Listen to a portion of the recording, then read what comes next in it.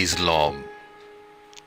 When in the chronicle of wasted time, I see descriptions of the fairest whites, and beauty making beautiful old rhyme, in praise of ladies dead and lovely knights.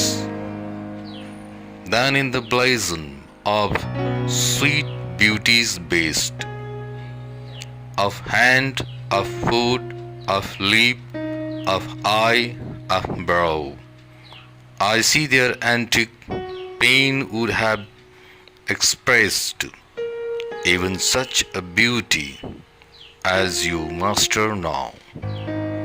So all their praises are but prophecies of this our time, all you prefiguring, and father looked but with divining eyes. They had not skill enough your worth to sing. For we, which now behold these present days, have eyes to wonder, but lack tongues to praise.